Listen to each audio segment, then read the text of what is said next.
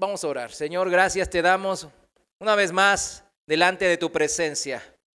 Señor, humilla corazones para que podamos recibir con alegría, con gozo, toda doctrina tuya, toda disciplina, mi Dios, para que tú nos sigas redarguyendo y corrigiendo, Padre, en nuestras vidas. Gracias en el nombre de Jesús. Amén. Los 30 consejos de los sabios en Proverbios, parte 17. Fíjense, 17 ya. Vamos a ver hoy, vamos a seguir un poco con la idea que veníamos de la semana pasada. La semana pasada vimos que sin disciplina no puede haber sabiduría en el largo plazo. Y es algo que muchas veces muchos se extrañan, ¿verdad? Que están gente que uno dice, wow, son hasta ancianos, líderes en las iglesias locales, y uno dice, wow, esa persona, ese hermano, tiene una fe inquebrantable, es una persona madura, es una persona hecha y derecha como un cristiano. Pero de repente vemos que se descarría su vida y vemos que se pierde y ya no se congrega y no vienen y ya andan pues desviados allá en el mundo. Vemos de esos casos una y otra vez y no sabemos o no sabíamos por qué. Nosotros en estas dos últimas enseñanzas estamos aprendiendo el por qué. El por qué. Hay una doctrina que se ha hecho cada vez más difundida a lo largo de todas las iglesias alrededor del mundo, en donde se invita al cristiano a no perseverar, a no esforzarse, porque cualquier esfuerzo o perseverancia de un cristiano, hasta podemos decir que no la toleran. La ven, dicen, no, como que andas tú tratándote de ganar la salvación. Como que quieres agradar a Dios por medio de tus obras. Y vemos ese tipo de doctrinas que no son doctrinas de Dios, se han permeado en la iglesia moderna actual y han hecho que muchos hermanos se desvíen de la fe genuina en Cristo Jesús. El Señor y los apóstoles, la doctrina de los apóstoles, nos invita siempre a qué cosa, mis hermanos, a perseverar, a seguir adelante, a tomar nuestra cruz, como recién decía la hermana, y seguir adelante, seguir adelante. Nada que ver con la doctrina que vemos en la Biblia. Pero ahora entendimos que es necesario perseverar y esa perseverancia tiene que ver con aceptar la disciplina de Dios. Dice la palabra de Dios que el corazón del hombre sabe de sus aflicciones. ¿Qué aflicciones trae usted, mi hermano, mi hermana? Pues Dios, esté seguro que Dios sabe de esa aflicción. Pero usted también sabe qué lo aflige, qué lo mortifica, qué lo está afanando ahora. De todo eso usted tiene que buscar cuál es el trato de Dios en esta circunstancia mía. Porque si Dios es mi Padre Celestial, el Todopoderoso, es mi papá, ¿por qué me está ocurriendo esta circunstancia? ¿Qué quiere el Señor? Que yo aprenda. ¿Qué quiere que corrija? ¿Qué quiere que modifique de mi actitud, de mi conducta? ¿Qué quiere que yo mejore? Que mi humildad, que mi paciencia, que mi conocimiento de Él. ¿Qué quiere el Señor de mí? Le puedo asegurar que Él quiere lo bueno de mí y de mi familia y de su familia también. Pero debemos de escudriñar nuestro corazón y ver qué es lo que el Señor quiere con esa disciplina en mi vida ahora. Vimos que la vida del rey Salomón nos demostraba que por más sabio, por más conocimiento que uno pueda tener, si no hay disciplina, no hay esa perseverancia en la doctrina de Dios, terminaremos poco a poco, en un largo trecho de tiempo, desviándonos de la doctrina de Dios, del pensamiento de Él. Y algunos sin siquiera darse cuenta. Terminaríamos como Salomón, adorando dioses falsos, mientras decimos que somos cristianos, decimos que adoramos a Dios, que seguimos sus caminos. Hay que hacer una autoevaluación, mis hermanos.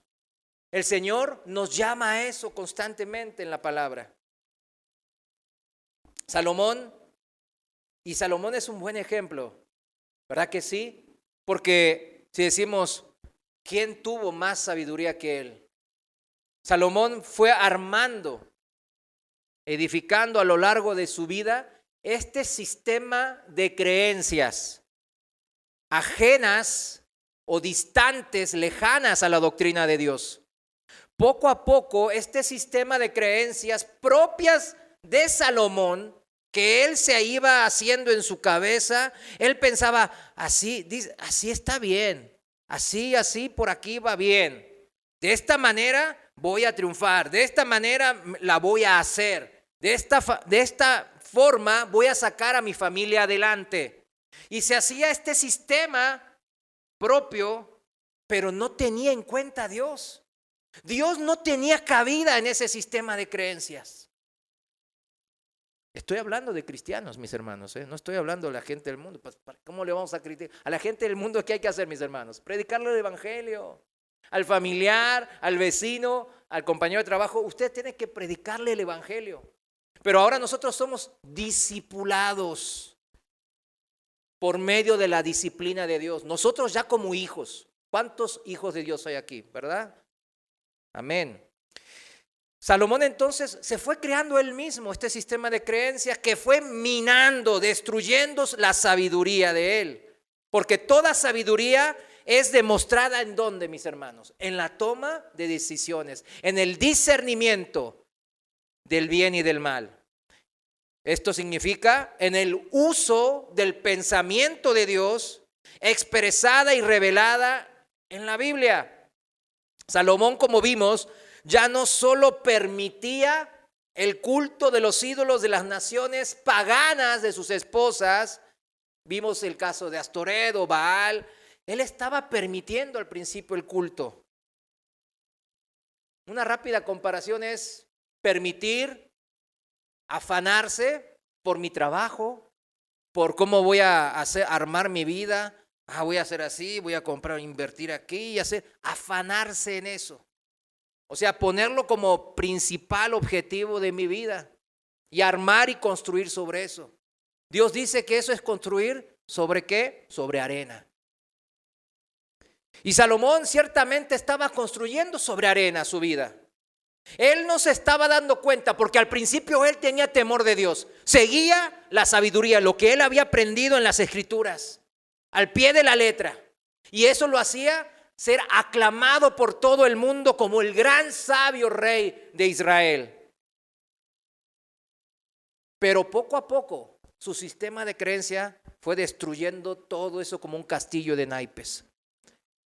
No solo permitió el culto al principio, que sino a lo largo del tiempo, él mismo fue adorando a esos dioses falsos, a esas imágenes. ¿Cuándo fue entonces el punto de inflexión donde él, Salomón, pensó que podía estar adorando a estos ídolos de piedra, metal y madera y al mismo tiempo estar bien con el verdadero Dios? En donde le entró en su cabeza que esas dos cosas, esos dos mundos, esos dos pensamientos se podían fusionar, mezclar. ¿Usted se imagina a Salomón diciendo en un momento, no, como eso no es correcto? Como dijo Josué, el gran juez de Israel, mi casa servirá a Dios y si no quieren servir, váyanse para afuera. Pero de repente entró esa duda en él. Entró ese sistema de creencia ajeno al pensamiento de Dios que fue destruyendo el pensamiento de Dios en su mente, en su corazón. No sabemos nosotros exactamente cuándo fue, pero fue en un periodo largo de tiempo, extenso.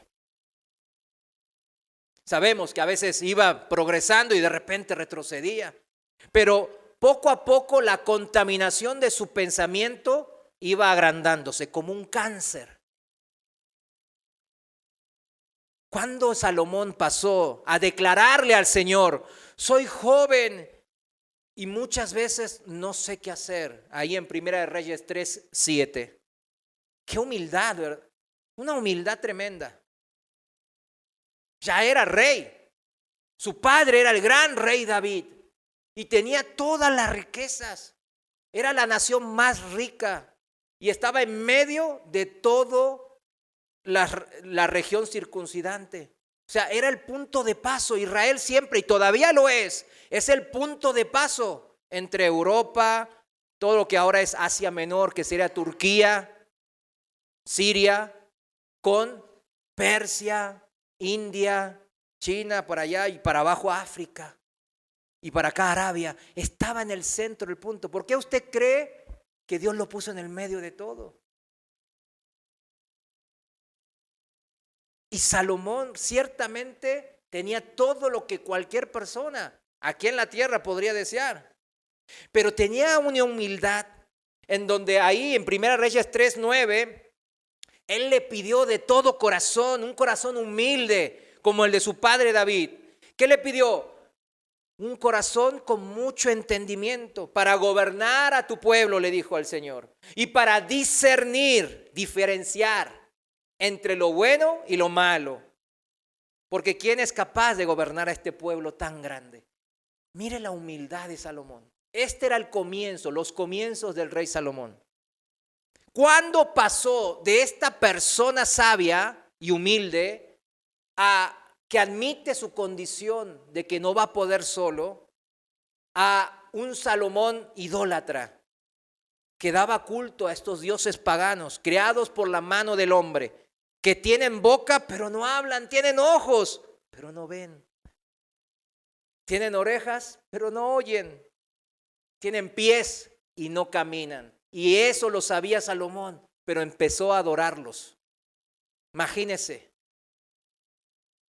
Ciertamente hubo un punto de inflexión, un punto de quiebre, un momento crítico donde Salomón entró al templo de un ídolo como Baal, por ejemplo, y en su corazón, su conciencia le apuntaba a las escrituras de Moisés, ahí en Deuteronomio 5, y decía, no tendrás dioses ajenos de mí, no te harás imágenes ni semejanza alguna de las cosas que están arriba en el cielo y abajo en la tierra y en las aguas debajo de la tierra. Y ciertamente su conciencia le decía, le redarguía, no lo hagas. No te inclines ante ellas, ni la honres, porque yo soy el Señor tu Dios, fuerte y celoso. ¿Quién es más fuerte que el Señor? Pues Dios es un Dios celoso. Y Salomón lo sabía, pero hubo un punto de quiebre. Y un momento, sin darse cuenta o dándose cuenta, se arrodilló ante la imagen de Baal y permitió sacrificios humanos delante de él. Aquí está el pensamiento del hombre, que puede decir, si está bien mezclar mi pensamiento, doctrinas, filosofías del hombre con la filosofía de Dios, el pensamiento, lo mezclamos y hacemos un cóctel, una mezcla, y eso va a salir mejor. ¿Quién dijo? ¿En dónde está eso en la Biblia? En ningún lado en la palabra de Dios está eso. Claro, el diablo sí nos mete eso en la cabeza pensando que eso es lo correcto y se nos hace fácil. Nos dice, ahí está, en el pensamiento. ¿Cuándo dijo Dios? Como en el jardín del Edén, ¿recuerdan? Cuando la serpiente antigua dice, ¿dijo Dios que vas a morir? ¿Será cierto? Y empieza a sembrarnos dudas, a generar confusión, caos. Pero la maraña que tenemos del sistema de creencias, ahí se va entretejiendo a lo largo de los años en mi mente y en mi corazón y va opacando, oscureciendo mi entendimiento. Y ya no puedo ver nítidamente, claramente la verdad de Dios. ¿Cuánto está pasando eso en la iglesia moderna? En donde muchas iglesias nomás siguen la prosperidad. Cuando Dios dice primero la prosperidad espiritual. Después todo lo demás se te va a dar en añadidura. De acuerdo a lo que yo sé que tú puedes soportar. Si ese es lo que dijo el Señor y ese es su orden, ¿por qué seguimos insistiendo en las añadiduras? Y otros están peor, no solo se van por la prosperidad, sino que agregan un montón de falsas creencias y doctrinas fundamentales totalmente desviadas. Esa es la iglesia en donde nosotros estamos ahora actualmente viviendo, en medio de ese tipo de doctrinas filosóficas humanas que se han permeado en la iglesia. Salomón terminó dejándose seducir por sus muchas esposas, por los consejeros y los sacerdotes y magos y brujos que esas mujeres paganas traían de esas naciones, en la cual el Señor dijo, ni se casen y ni tengan ningún tipo de relación con ellos, porque los van a llevar y seducir al mal. Fueron palabras de Dios bien claras. Y fíjense, y Salomón estuvo por muy poquito de ser parte de ese grupo de apóstatas que, habiendo conocido de las bondades de Dios, de su poder, de su magnificencia, como el rey Saúl, después este grupo de apóstatas prefirieron temer más a los hombres que a Dios. Pero ¿cuántas veces nosotros tememos más a los hombres que a Dios? Ay, no, pues si mi cliente me cita siempre los domingos y por eso no me puedo congregar los domingos, porque mi cliente siempre me hace una carne asada. Yo tuve un jefe que siempre los domingos carne asada ahí en Monterrey. Y yo le decía, no puedo. ¿Por qué? Pues que tengo que ir a la iglesia. ¡Ay! Y se ponía.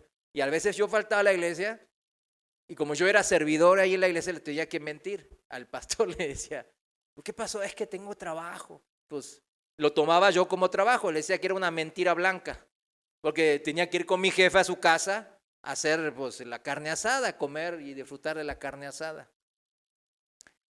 Pero ¿cuántas veces tememos más al hombre? Hay muchos casos de esos, hermanos. Salomón también, quizás fue poco a poquito, comenzó a tratar de agradar a sus esposas y también al suegro que había detrás de su esposa, que el suegro era un rey de una nación. Imagínense, el rey, su esposa de Egipto, su suegro, ¿quién era? Pues el faraón. Y sus hermanos, sus yernos, eran los príncipes de Egipto. Entonces él decía, no, pues yo quiero adorar a la diosa Osiris y no sé quién, y la esposa ponía sus ídolos. Ay, mi esposo, no seas tan cerrado, no seas tan extremista, no te va a pasar nada. A nadie, a tus hijos no los voy a meter, nomás yo y mis sacerdotes. Bueno, está bien, le decía Salomón. Imaginemos que así le decía, está bien, te lo permito. Pero detrás de eso había un miedo a su suegro, a que si se peleaba con su esposa, su suegro ya le iba a hacer la guerra desde el sur. Y y el del norte, el de Amón, pues y el de Siria, mejor también a mi esposa tratarla bien, porque su padre es el rey de allá, de Siria, y el otro de Persia, y me tienen rodeado. Y quizás a Salomón le entró un miedo al hombre. Hoy si se ponen de acuerdo 2 o 3, ya me rodean. Y el temor de Dios va desapareciendo cuando empieza el temor del hombre a prevalecer en nuestro corazón. Entonces él permitió la idolatría en el pueblo de Dios y poco a poco se fue autoengañando, armando en su mente la falsa verdad. Perdonen la aparente contradicción, falsa verdad. Que se puede adorar a Dios, serle fiel a Dios y al mismo tiempo dejar que entre en tu casa, en mi casa, el culto a otros dioses falsos. Y volvemos, como dijimos al principio, cada uno sabe de su aflicción en su corazón. No hay manera de engañarse en verdad. Fíjense, esto es una gran falacia, este tipo de actitud que Salomón tomó y que muchas veces nosotros también tomamos. Y queda demostrado una vez más, ¿en dónde? En la Biblia, en 2 principios bíblicos fundamentales que vamos a repasar rápidamente. Número uno de estos dos principios bíblicos fundamentales que nos señalan la mentira y la falacia de poder serle fiel a Dios y seguir con nuestros ídolos falsos. Llámenle, pónganle al que sea ahí. Generalmente es el Dios dinero, que tiene que ver con el trabajo, a estar afanado al trabajo, etcétera, ¿no? Número uno de esos principios bíblicos: los que permiten otros pensamientos en su mente, estos otros pensamientos tomarán cada vez más relevancia en su vida. Los que introducen filosofías de hombres a su vida van a tomar cada vez más importancia, relevancia en su vida. Esto se llama el concepto de entropía.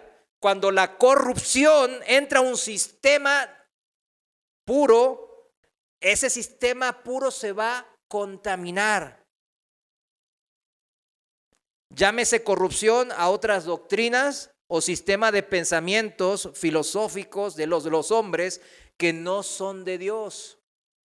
Este sistema de corrupto de doctrinas de hombre o de demonios va a crecer en mí, gradualmente va a seguir creciendo. Es como el cáncer, repito, no va a quedar estático, estable, controlable, no. Va a crecer tanto en un momento que como Salomón vamos a perder el control de eso. Y nuestra vida va a estar en un caos. Segunda de Timoteo, capítulo 3, versículo 13, en la Reina Valera contemporánea. Segunda de Timoteo, capítulo 3, versículo 13, dice así: pero los hombres malvados y los engañadores irán de mal en peor. Ahí está entropía, mayor, cada vez más corrupción, más degradación, más contaminación. Engañarán y serán engañados. O sea, primero van a engañar y después se los va a comer un pez más grande. Siempre pasa en el mundo. Yo lo he vivido una y otra vez cuando tenía mi empresa y estaba en el mundo. Una y otra vez lo he visto infinidad de veces, mis hermanos. Aquí y en la China. En la China también lo vi. Una y otra vez. Los hombres malvados, los engañadores irán de mal en peor. Los sistemas corruptos que introducimos a la santa palabra, a la doctrina pura de Dios, van a dejarnos de mal a peor. Siempre va a crecer. El mal que mora en nosotros no va a quedar estable o estancado, va a crecer dentro de nosotros, en nuestros corazones y mentes, y se va a alimentar de nuestra necedad y de nuestra insensatez. Y creará un sistema de creencias como una telaraña que nos nublará el entendimiento para gobernar nuestra vida y nuestras familias según la voluntad de Dios. Quizás pensaremos que todavía estamos haciendo la voluntad de Dios, que somos cristianos fieles perseverando en el Señor, pero no, ni Salomón se dio cuenta. Porque destruye la capacidad de ¿qué? De discernir entre el bien y el mal. Por eso no nos damos cuenta. Por eso dice que engañoso es el corazón, la palabra de Dios. Cuando es destruida nuestra capacidad de discernir entre el bien y el mal, la corrupción se expande. Dicen que el cáncer de estómago y de los intestinos es uno de los peores, porque cuando uno se da cuenta ya está en etapa 3 o 4. Avanzada. ¿Por qué? Porque no se siente dolor casi. Ya cuando uno vomita sangre o algo así, dice, ay, ¿qué pasa? ¿Por qué vomito sangre? Y va a consultar y dice, no, tiene cáncer de estómago. No hay dolor, no hay sentir, no hay discernir, diferenciar que está saludable o está todo podrido ya, las células. Eso es lo que destruye el pensamiento de los demonios, de las filosofías de los hombres. Es así de importante, mis hermanos, porque va a destruir nuestras vidas, como lo hizo con el rey Saúl. Y casi lo hace con el rey Salomón. Lo que pidió el rey Salomón al Señor en 1 Reyes 3:9 quedó totalmente derrumbado. Esa humildad, toda esa temor de Dios que él tenía, todo quedó derrumbado. ¿Por qué? Por su negligencia en la aplicación de los mandamientos y de los consejos de Dios. Todo quedó hecho trizas. Ese es el punto número 1, mis hermanos, de los principios fundamentales de que no se puede mezclar el pensamiento del mundo con el de Dios. El número 2 de estos principios fundamentales es que no se puede servir a dos amos. No se puede. Y suena tan obvio. Y es un pasaje que todos conocemos tan bien ahí en Mateo 6. Lo conocemos así. No se puede servir a dos amos. De hecho, lo cita mucha gente del mundo, este pasaje de Mateo 6, el Sermón del Monte. Y uno dice, pues un principio de mando o cadena de mando muy básico, pero fundamental, que aplica en toda la ley y en toda la regla. También en la familia. Por eso dice la palabra que el hombre es cabeza de la mujer, pues sí, o sea, tiene que estar sujeta a su marido, que está sujeta ¿a quién? A Cristo el Señor. O sea, hay una cadena de mando, de orden, que no tiene nada que ver, vuelvo a recalcar, con superioridad o ser mejores que, sino que tiene que ver con un simple orden para cumplir funciones diferentes. Ahora, esto de no se puede servir a dos amos se aplica en todas las empresas. ¿Se imagina que en una empresa usted tenga dos jefes? A mí me pasó, de hecho. Me pasó que tenía a mi jefe directo, pero venía después el mero presidente de la compañía y me decía, oye Mario, que esto y lo otro. Y yo, ay sí, después me llamaba mi jefe directo, oye, ¿dónde estás? Es que me mandó el presi allá. Y no, es que tenías que estar aquí. No, ¿qué estás haciendo? ¿Y pero qué quieres que le diga al presi? Que no lo voy a hacer. Entonces me generaba tanta frustración y estrés. Y estuve ahí muy estresado mucho tiempo por eso. En el ejército, mis hermanos, que es una de las organizaciones donde más orden impera y debe de haber, dicen la tropa son los soldados, los cabos, los sargentos, ¿no? En los ejércitos, aquí en México también. Si usted es un oficial o hasta un mayor o un coronel, ¿verdad?, del ejército mexicano o de cualquier ejército, no puede uno ir directo al soldado, fíjese, como coronel o como teniente, lo que sea, oficial, y decirle al soldado, soldado, vaya ya y haga lo que sea. Le habla, yo soy el oficial, el mayor, no sé quién. No se puede.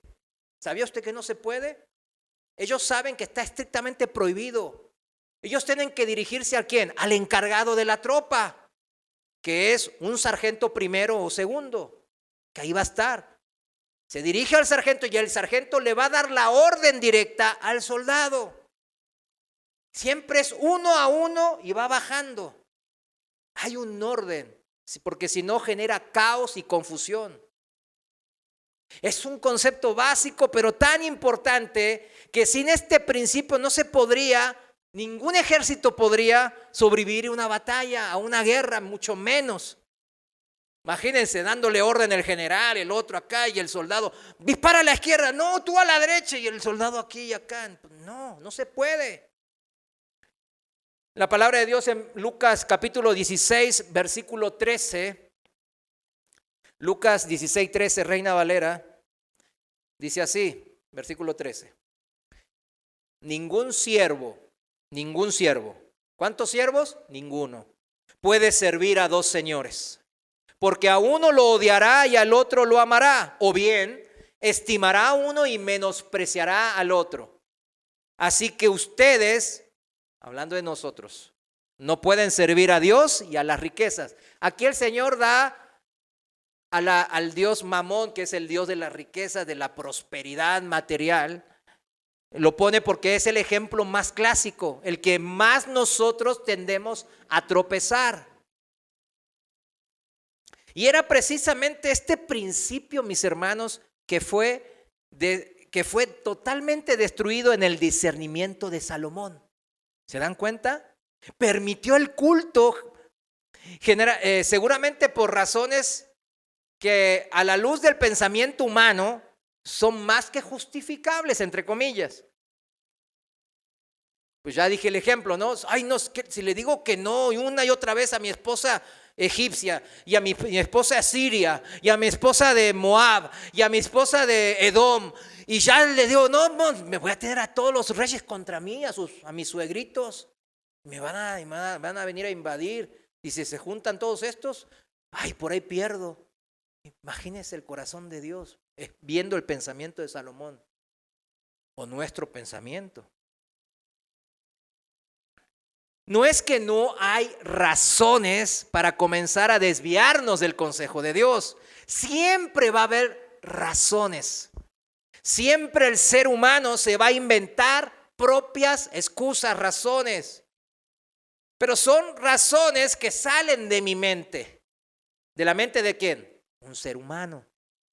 Y no de la mente de Dios. Mejor sería preguntarle a Dios: Señor, fíjate, me van a echar porque están haciendo recortes en mi empresa. 2 clientes de los principales míos se me fueron, pero yo sé que tú ya lo sabías. Así que yo confío en ti. Mejor no sería orar de esa manera que decir: Señor, ¿qué hago? ¿Qué hago? Bueno, por lo menos el que dice ¿qué hago? ¿Qué hago? Por lo menos se dirige al Señor. Pero muchos cristianos ni siquiera dicen ¿qué hago, Señor? Ni siquiera le clama al Señor. ¿Y qué es la fe? ¿Qué es la fe? Sino la confianza en el Señor que no vemos con nuestros propios ojos naturales. En donde usted se dirige en momentos difíciles es donde usted tiene depositada la confianza. Si usted se acerca a Dios en esos momentos difíciles de enfermedad, de angustia, de depresión, de dificultades y escaseces, etcétera, créame que eso es fe. ¿Y Dios qué va a hacer? Le va a responder. ¿Cuántas veces Dios nos ha respondido en tiempo y forma, en el mejor tiempo? Quizás diferente al que yo pensaba que era el bueno. ¿Cuántas veces? Nosotros, mis hermanos, al igual que el rey Salomón, nos vamos armando cada uno a lo largo de nuestras vidas muy complejos sistemas de creencias ajenos a la doctrina de Dios, al pensamiento del Señor. Digo ser cristiano, un hombre de fe, una mujer de fe, pero mi propio sistema de creencias no me deja creerle a Dios. ¿Se da cuenta? ¿Cómo voy a creer en Dios si todo el tiempo me estoy centrando en mi propio sistema de creencias? Tengo que dejar mi sistema a un lado. Ya, dejar de confiar en el hombre o tener miedo al hombre y empezar a confiar en Dios. Mientras más haya yo construido en este sistema de fe personal, que yo me voy armando por mis propios razonamientos, más disciplina de Dios se va a necesitar para demolerlo. Mientras más elaborada y bonita hayas elaborado la telaraña de creencias en tu vida personal, basadas en tus pensamientos, basadas en filosofías y en tu propia inteligencia, más nublado estará la visión espiritual que tenga. Más nublada va a estar mi visión. Y si no vemos a Dios en nuestro día a día, si su poder no se manifiesta en mi vida y en mi familia, cada vez más mi sistema de creencias se impondrá sobre mi fe en Cristo Jesús. Y es así como decíamos al principio, que desaparece la fe. La fe hay que cuidarla como cosa más preciosa, dice la palabra. Es un regalo de Dios que nace cuando nosotros nos arrepentimos de nuestros pecados. Nos sabemos pecadores. Ahí como Salomón, ¿verdad? Que estaba diciendo, ay, no soy nada. ¿Cómo voy a gobernar a tu pueblo? Salmos 119, versículo 18, en la Reina Valera dice el salmista: abre mis ojos, ábrelos, y miraré las maravillas de tu ley. ¿Hace cuánto usted no ha mirado las maravillas de la ley de Dios? Pero con ojos espirituales. no con el razonamiento de un ser humano. Ay, esto se suena bonito, y como si fuese que está leyendo filosofías de hombres, un libro de un filósofo, un sociólogo. No, así no hay que leer la palabra de Dios. Dice el salmista, abre mis ojos y miraré las maravillas de tu ley, de tu palabra. Por eso, para que el maravilloso poder de Dios funcione una vez más en mi vida, debo de permitirle al Señor que abra mis ojos espirituales. Y así yo pueda mirar su ley, su palabra y entrar en su doctrina, en su disciplina. Dejar que sea útil para enseñarme su consejo, que me reprenda y me corrija cuando yo me desvío del consejo de Dios, porque no somos perfectos, todos los días fallamos. Y dejarme instruir, guiar en la justicia de Dios, actuando como hizo nuestro Señor Jesús. La doctrina de Dios, entonces, como dice en la palabra en 2 Timoteo 3:16, la doctrina de Dios es útil cuando me dejo enseñar, cuando aprendo de su consejo, como ahora estamos haciendo. Número 2, acepto la reprensión y la corrección de Dios, su disciplina, cuando yo me desvío, como lo estamos haciendo también. Eso es constante, porque constantemente nosotros a veces todos los días fallamos en alguna y otra cosa. No practicamos el pecado, no. No más que fallamos puntualmente. Y número 3, después de dejarme enseñar y aceptar la disciplina de Dios, la reprensión y su corrección, me aplico a hacer la justicia de Dios en mi vida y en mi familia. Si yo no me corrijo y quiero aplicar la justicia de Dios, ¿qué soy? Hipócrita, como los fariseos. Dicen, pero no hacen. Si yo, lo contrario, si yo ni hago la justicia de Dios y ni la aplico, pues soy una persona del mundo. Pero los hijos de Dios, ¿qué? Aprendemos del conocimiento, aceptamos su disciplina, no nos amargamos, no nos ofendemos, sino que la aceptamos como buena y justa e imparcial. ¿Recuerdan que lo vimos la semana pasada? Entonces, ya así, aceptándolo de esa manera, puedo entonces entrar a hacer la justicia de Dios y no ser religioso. Este proceso se va a repetir una y otra vez se va a repetir en la vida del cristiano, en nuestras vidas, del hombre y de la mujer de fe. Que dice la palabra de Dios respecto a la vida del cristiano y la disciplina. Vamos a leer ahí en Hebreos capítulo 12, vayamos juntos ahí, Hebreos 12, versículo desde el 5 voy a leer hasta el 11, en la Reina Valera contemporánea. Y la palabra de Dios dice así, respecto de los cristianos, no está hablando de la gente que no conoce de Dios, está hablando de los hijos de Dios y la disciplina que nos va a tocar vivir, porque nos va a tocar vivir, que la aceptemos o no, ese es el peligro, no aceptarlo. Vamos ahora, versículo 5. Y ya han olvidado la exhortación que como a hijos se les dirige. Hijo mío, no menosprecies la disciplina del Señor, ni te desanimes cuando te reprenda, porque el Señor disciplina al que ama y azota a todo el que recibe como hijo. ¿No es un honor y un privilegio saber que Dios está tratando con nosotros? Por eso yo le puedo llamar Abba Padre. Es un honor y un privilegio. Pero hay muchos cristianos que se amargan a la primera de cambio. Apenas Dios les hace tic y ¡ay! Andan chillando como andamos. Recordemos el consejo 12. Si recordamos el consejo 12, ahí en Proverbios 23:13, no lo busques, yo se lo leo. Recuerden que nos decía el Dios a nosotros, porque Él quiere que seamos como Él, como Dios. Y dice, no rehúses corregir al muchacho, a tu hijo. Si lo castigas con vara, no morirá. Tú lo castigarás con vara y librarás su alma del Seol, de la muerte eterna. Fíjense, cómo esta es instrucción de Dios. Ay, no sabía que era tan tan exigente y estricto el Señor. Pues aquí está. Él pide ser como Él es con nosotros. Él no tiene hijos favoritos. Versículo 7, ahí de vuelta, volviendo a Hebreos capítulo 12, versículo 7, dice: si ustedes soportan la disciplina, aguantan vara, perseveran, Dios los trata como a hijos. ¿Acaso hay algún hijo a quien su padre no discipline? No, esto queda un poco fuera de contexto estos días, que ya los padres, entre comillas, modernos, actuales, no disciplinan a sus hijos. ¿Y cómo quedan esos hijos?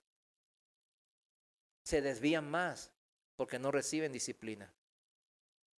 Versículo 8, pero si a ustedes se les deja sin la disciplina que todo el mundo recibe, entonces ya no son hijos legítimos, sino ilegítimos. Por otra parte, tuvimos padres terrenales, los cuales nos disciplinaban y los respetábamos. ¿Por qué no mejor obedecer al Padre de los Espíritus y así vivir? La verdad es que nuestros padres terrenales nos disciplinaban por poco tiempo y como mejor les parecía. Pero Dios lo hace para nuestro beneficio y para que participemos de su santidad. Para que participemos de las obras que Dios tenía preparada para nosotros desde antes de la creación del mundo, dice el apóstol Pablo. Participar de la santidad de Dios es hacer la justicia de Dios aquí en la tierra, como en el cielo. Es lo mismo. Pero ¿cómo vamos a hacer la justicia de Dios si no aceptamos la disciplina de Dios? Nos ofendemos a las primeras de cambio. Ay, ¿por qué siempre a mí me disciplina Dios? ¿Por qué a mí me va mal y al otro hermano le va bien? Dios sabe, usted no sabe. Por eso dice, no juzguéis para no ser juzgados. Usted tiene que aceptar la disciplina. Eso es entrar en el orden de Dios. Eso es ser humilde. Eso es ser sensible a la palabra de Dios. Eso es ser sabio. Entonces lo repito, el versículo 10 dice, pero Dios lo hace, o sea, nos disciplina a nosotros sus hijos. ¿Para qué beneficio? Para nuestro beneficio y para que participemos de su santidad. Los primeros beneficiados de actuar con sabiduría y hacer la justicia de Dios somos nosotros. 11. Claro que ninguna disciplina nos pone alegres al momento de recibirlas. ¿Cuántos se alegran al recibir la disciplina? Nadie nos alegramos, sino más bien tristes. ¿Estamos? Acá dice la palabra triste, o sea, pues no estamos tan bien. Pero después de ser ejercitados en ella, en la disciplina de Dios, nos produce un fruto apacible de justicia. Al aceptar la disciplina de Dios en nuestras vidas, nos permitirá ser los hijos espirituales sabios que se parecen al Padre de los Espíritus, a nuestro Padre Celestial. Amén. Y esto nos lleva directo al consejo 24. Nomás vamos a ver ese consejo 24 hoy. Consejo 24 vamos juntos ahí a Proverbios capítulo 24, versículo 10. En la Reina Valera 2015 lo voy a leer. Proverbios 24, 10. Dice, si desmayas en el día de la dificultad, también tu fuerza se reducirá. En la traducción viviente dice, si fallas bajo presión, tu fuerza es escasa. Y en otra versión dice, si flaqueas en los momentos difíciles, entonces es que estás acabado. Como siempre es un consejo que tiene su repercusión, su influencia en el mundo natural, pero que encierra una enseñanza espiritual, una enseñanza que Dios quiere darle a sus hijos espirituales. Si somos hijos de Dios, somos seres espirituales.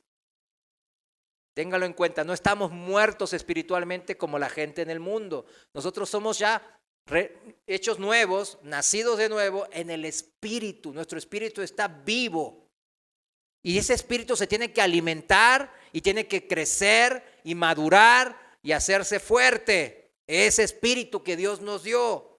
Todos los que practicamos, fíjese, cualquier oficio o un trabajo durante mucho tiempo, aquí habemos muchos de estos, quizás durante décadas nos dedicamos a hacer ciertas cosas. Entonces nos volvimos expertos o hábiles en esa materia que estuvimos durante años ejerciendo.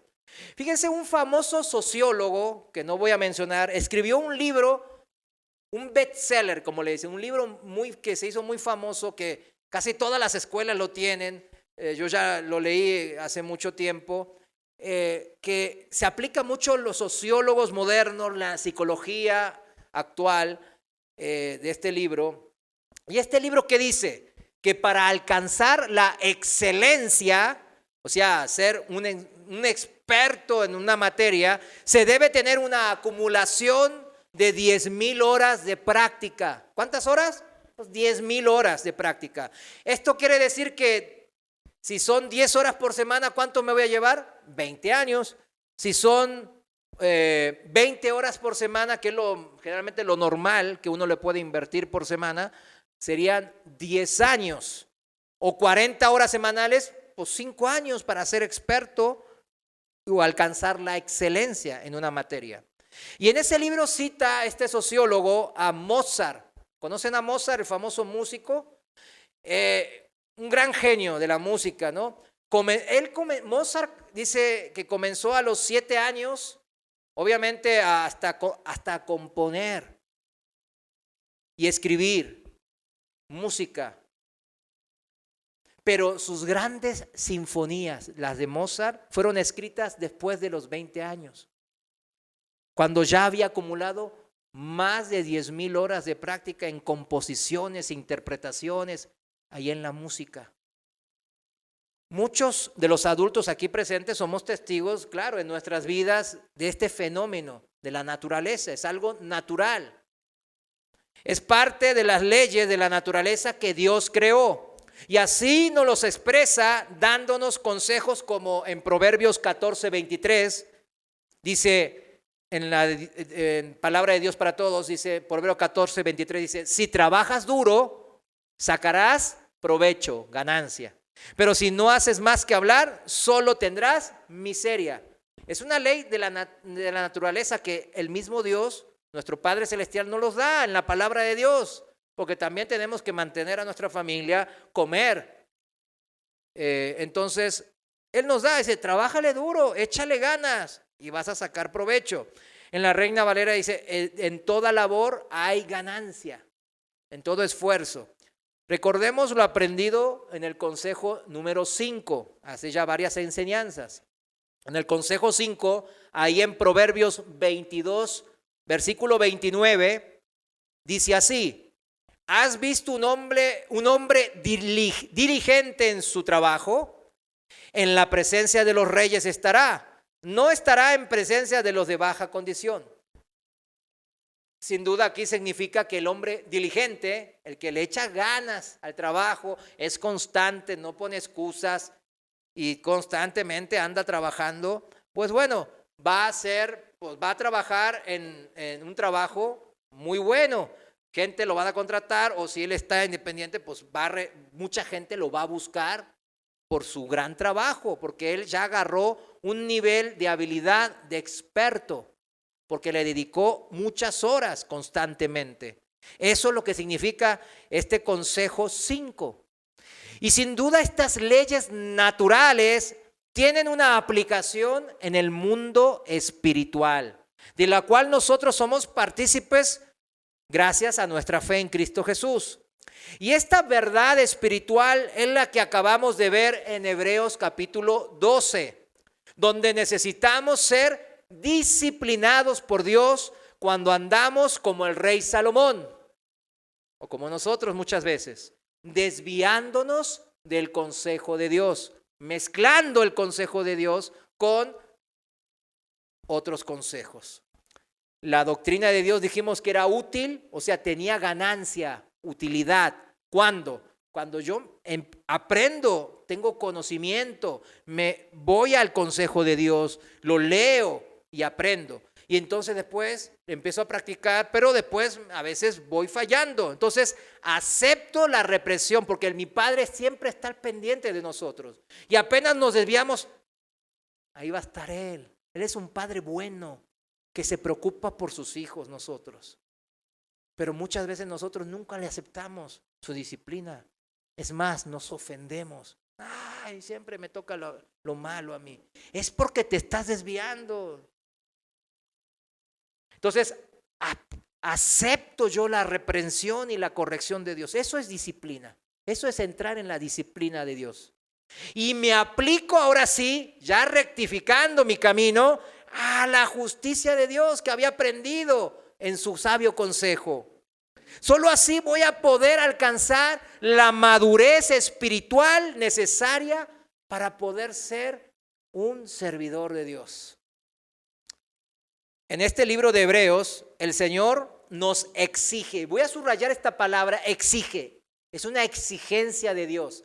No es, te recomiendo que lo hagas, pero si no, no, es te exijo que lo hagas por tu bien. Recordemos que dice el beneficiado principal, ¿quién es? Nosotros mismos. Por eso el Señor nos exige avanzar en la madurez espiritual. Eso está en el capítulo 6 de Hebreos. ¿Avanzar en qué? En la madurez espiritual, en crecer en el espíritu, en desarrollar y añadir a nuestra fe. En la epístola a los Efesios, capítulo 4, versículo 13, no lo busque, el apóstol Pablo nos alienta. Ahora sí, él como nuestro hermano, nuestro heraldo, nos alienta a todos los cristianos, a todos los hermanos, a llegar a la condición de un hombre maduro. Una persona madura, ¿pero qué? Espiritualmente hablando. A la medida, miren, qué comparación y analogía, a la medida de la estatura de la plenitud de Cristo. Es increíble. ¿Se da cuenta cuál es la medida que nos compara el Señor? La medida de la estatura de la plenitud de Cristo. Siempre debemos de comparar, pero muchos cristianos se comparan con otro hermano. ¿En dónde eso está en la Biblia? No está. No, es que el otro hermano parece que no hace nada. ¿Usted qué sabe si hace o no hace? Yo una vez había un hermano que yo decía, este hermano, pues nada, y Dios lo bendice en todo. Yo lo veía como lo bendecía a lo largo de los años. Y yo siempre, pero era un hermano muy duro. Pero siempre Dios lo bendició. Yo estaba bien celoso de él. O sea, ¿por qué le va tan bien? Y a mí yo batallándome, despertándome temprano y haciendo. Y él bien, él siempre con la paz de Dios, siempre me decía shalom. A mí, y yo decía, ay sí, shalom te va a ir por dentro, ¿no? Por mi envidia que me carcomía. Y después me di cuenta que él había armado un refugio para niños huérfanos y para viudas, que es bíblico, ¿no? Y él de su propia bolsa hacía todo ese esfuerzo, pero no le decía a nadie, porque no quería que nadie le robe la bendición. Era muy, muy estricto en la palabra, era él. Y lo hacía todo por medio de otras gentes. Y no quería que nadie se enterara. Pero yo después me enteré y dije, no, Señor, qué hipócrita. Yo fui hipócrita, yo fui el que estaba mal. O sea, no debemos de compararnos. Nuestra medida de comparación, ¿quién es? ¿Qué dice? Cristo, la plenitud de Cristo. Hebreos 5:12 dice así: debiendo ya ser ya maestros por el tiempo transcurrido. O sea, pasó tiempo, mis hermanos. El Señor dice, y ya tiene más de 10,000 horas asistiendo a la iglesia, sirviendo al Señor, diciendo que es cristiano. Y dice, de nuevo tienen necesidad de que alguien los instruya desde los primeros rudimentos de la palabra de Dios. Han llegado a tener necesidad de leche y no de alimento sólido. A ver, aquí hay muchos adultos. ¿Cuántos nos gusta tomar? Bueno, sí nos gusta la leche de repente, ¿no? Para conciliar el sueño, pero como comida principal. Imagínense si lo invito a mi casa. Bueno, vamos a comer, hermano. Y ahí nomás leche. ¿Usted qué va a pensar? ¿Qué le pasa al hermano? ¿Qué onda? Tiene leche en polvo, tiene leche descremada, deslactosada. Y usted me va a decir, ¿qué onda, hermano? O si usted me invita y me pone eso en pura leche, digo, ¿qué onda? No, nosotros nos gusta alimento sólido, una ensaladita, carne, pollo, yo qué sé. De esto se trata la analogía. Versículo 13, pues todo el que se alimenta de leche no es capaz de entender la palabra de la justicia, porque aún es niño. Pero el alimento sólido es para los maduros, para los que por la práctica, subraye la práctica, tienen los sentidos entrenados para discernir entre el bien y el mal. Y llegamos a lo que habíamos hablado al principio. ¿Recuerdan lo que le pidió el rey Salomón al Señor? ¿Sí lo recuerdan?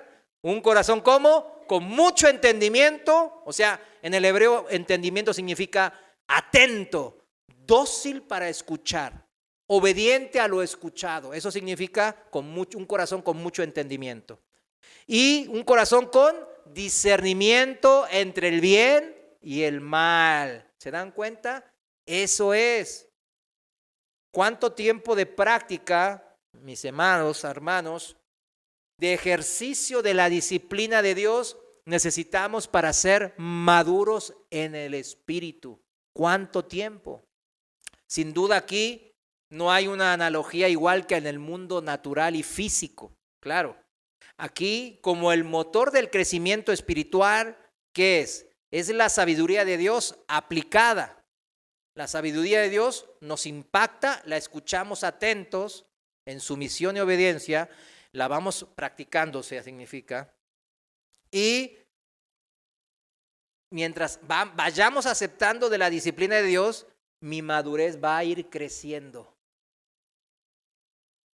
Y vamos a lograr resultados asombrosos en un periodo de tiempo hasta relativamente corto, como el mismo apóstol Pablo.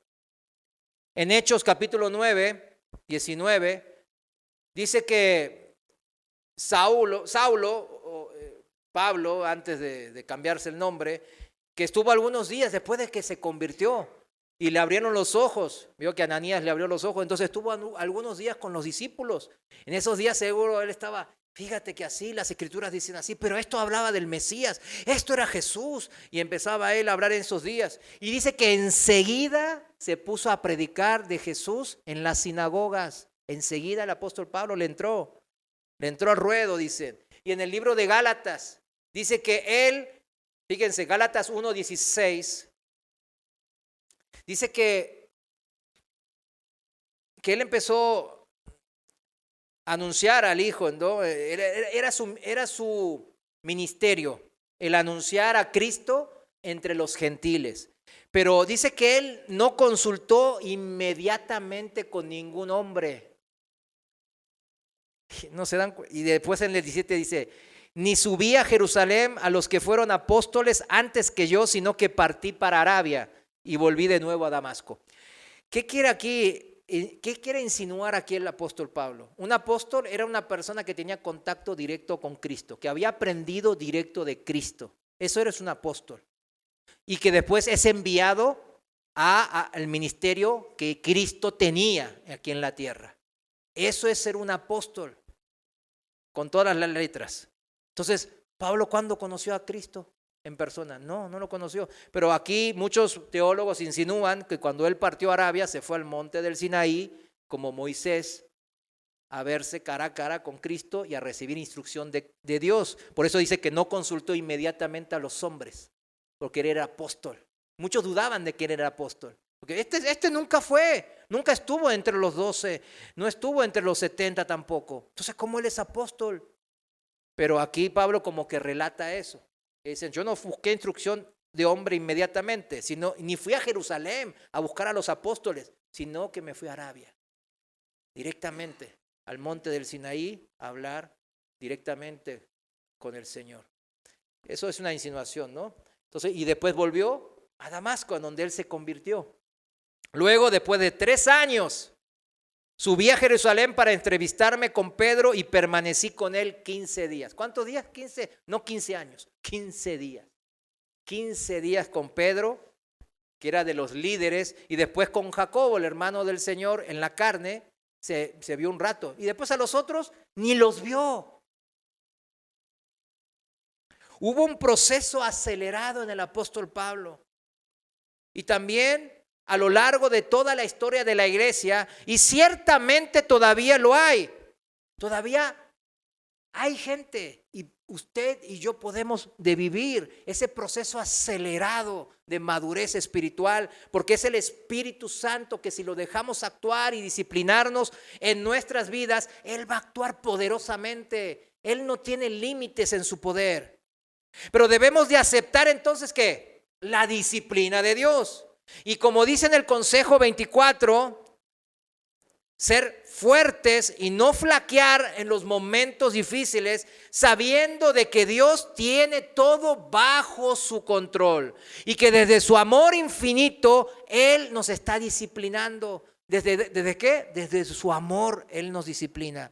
No para que desmayemos, sino para que nos fortalezcamos y sigamos superando las dificultades y problemas de esta vida. El músculo espiritual, mis hermanos, es como la analogía del músculo físico. Debe de ejercitarse diariamente, disciplinadamente, constantemente para lograr un alto grado de fortaleza, de estamina, como dirían, ese músculo. ¿Cuántos dicen amén a eso? Amén. Vamos a orar. Señor, gracias te damos porque hoy hemos aprendido, mi Dios, que si salimos del temor a ti, Padre, el temor a Jehová, el temor al Señor, empezamos a desviarnos en sistemas de creencias en donde no está el verdadero conocimiento. Y nos volvemos necios. Y los necios siempre desprecian, siempre menosprecian la sabiduría tuya, mi Dios, y tu disciplina.